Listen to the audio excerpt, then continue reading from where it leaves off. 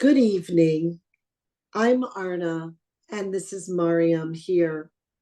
One of us is a Jew, the other one of us is Muslim. But guess what? It doesn't matter who's who because we're the same. Yes, we both consume water, we both bleed the same, and if once we die in the same, we get buried on the same ground. So what our religion is or what our background is, it absolutely is not an issue here. What is of most importance that we are gathering here today and asking you to help us shift humanity. And we can only do that if you shift your perspective, if you open your heart to compassion. Absolutely. And what that brings up for me is a beautiful Sufi quote here.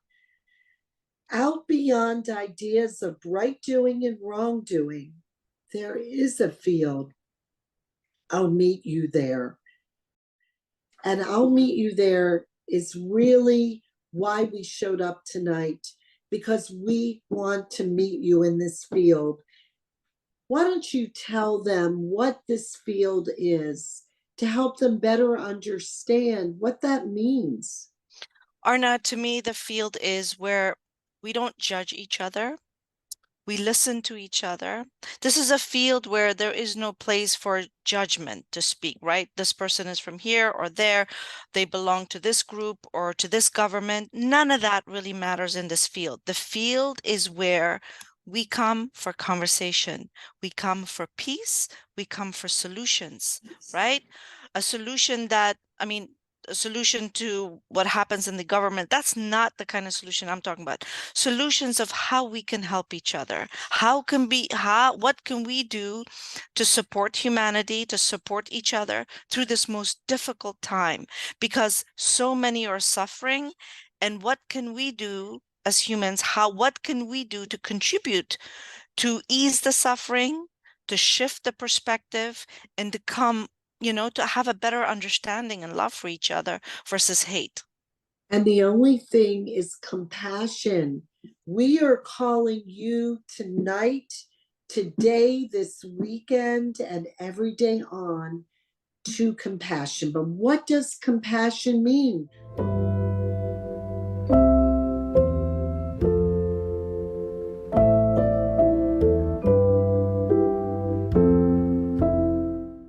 And if people understood the true meaning of compassion, the world would not be where it is today. No. Because compassion is the interdependence on all living things. And without compassion, there is no humanity. And No. that is exactly what's going on. Right.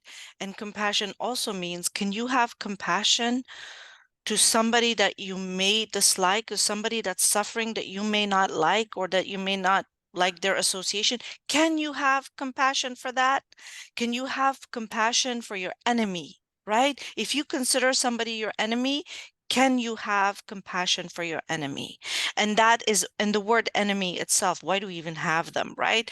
But in the world, we can't we can't just have rosy colored glasses on and say no, that word doesn't exist. It does. We certain people consider others their enemy, but why are we even? Why I can't fathom how one person can can actually be okay with another person suffering, right? And we see this splattered over social media. We see it in the news. I'm not watching the news, but I see it in social media, and I see the, you know, horrible pictures everywhere. And as a human being, what is your duty? To watch those and take a side, or to watch those and say, what can I do to help this? What can I do to contribute to coming to the field?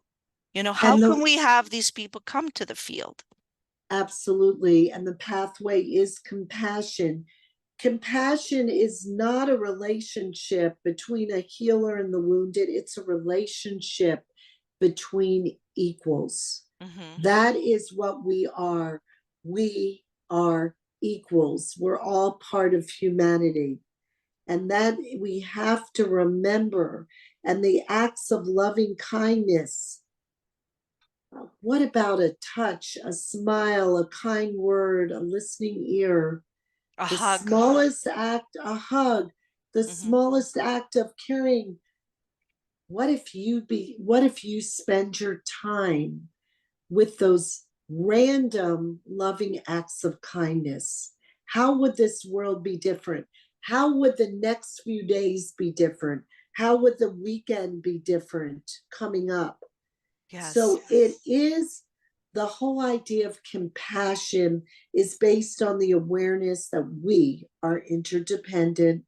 We are all living beings. We're all part of one another. And that's the truth. That's why we showed up. That's why I showed up. Hmm. That's why you showed up tonight. Yes.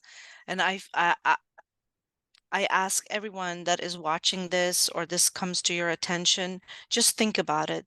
Just in your when you're watching these atrocities happening in the world, check in with your heart. Not your ego here, but your heart. What does your heart say? Because heart and ego, sometimes they don't go, heart and brain, they sometimes don't go hand in hand.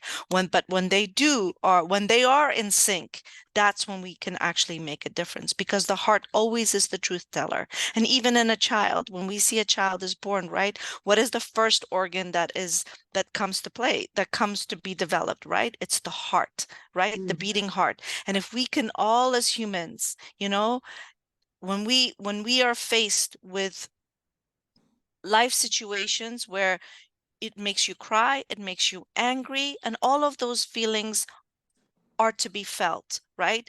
Righteous anger is righteous anger. It needs to be expressed, right? Feelings of sadness, despair, hopelessness, all of these are feelings that need to be felt and processed. But the end of the day, when you have felt those feelings, check with your heart.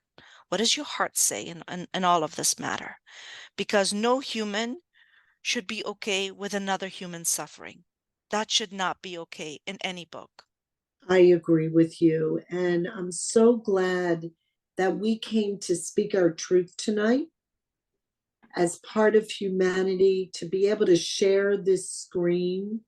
And I am so grateful to have such a wonderful person in my life like you, Oh, thank you, Arna. because we share the same heart, Yes. and We, because we represent the heart of humanity. So yes. we are calling you to the energy of compassion, back to the energy of your heart. And instead, everybody who's watching this today, do one act of loving kindness. One act of loving kindness, putting compassion in the world, we can make a difference and Absolutely. save humanity.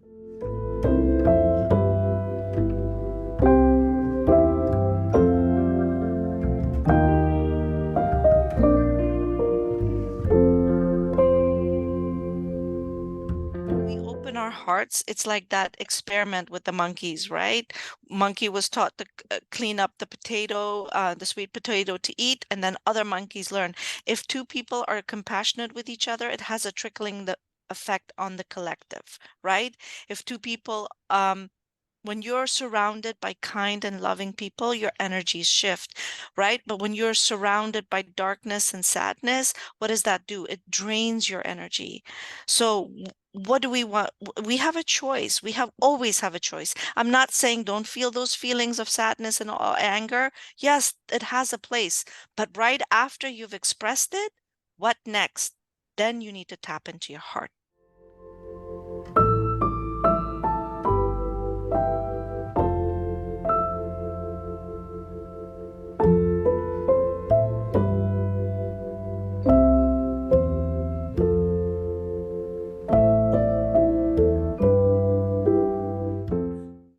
For those of you walking in the dark, come and join us in the field. We will hold your hand through this dark period. Come join us now. Mhm.